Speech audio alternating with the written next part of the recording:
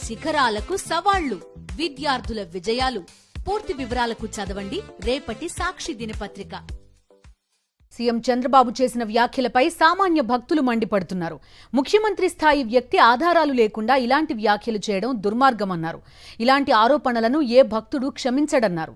తన రాజకీయాల కోసం దేవుణ్ణి సైతం వాడుకోవడం తగదంటున్నారు. మా మనోభావాలు దెబ్బతీసే విధంగా జంతువు సంబంధించిన నూనెలు కలుపుతున్నారని చెప్పి విచిత్రంగా మాట్లాడడం అనేది హాస్యాస్పదంగా ఉంది. దయచేసి మీరు ప్రవేశపెట్టిన నెయ్యి విధానాన్ని 2019లో శ్రీ వైఎస్ జగన్మోహన్ రెడ్డి గారు ప్రవేశపెట్టారు. అదే కంటిన్యూషన్ చేశారు కూడా అని తెలియజేసుకుంటూ మరొకసారి ఎలాంటి చిల్లర వ్యాఖ్యలు మానుకొని ఈ వాక్యాలని వెనకలు తీసుకుని బేషరతుగా 5 కోట్ల మంది ఆంధ్రప్రదేశ్ ప్రజలకి క్షమాపణ చెప్పాలని తెలియజేసుకున్నాను. నాలుగుకి నరం లేదన్నట్టుగా మరి సాక్షాత్తు ముఖ్యమంత్రి గారు ఈ విధంగా నూనె జంతువుల నూనె అనేటువంటి చాలా హేయమైన చర్య.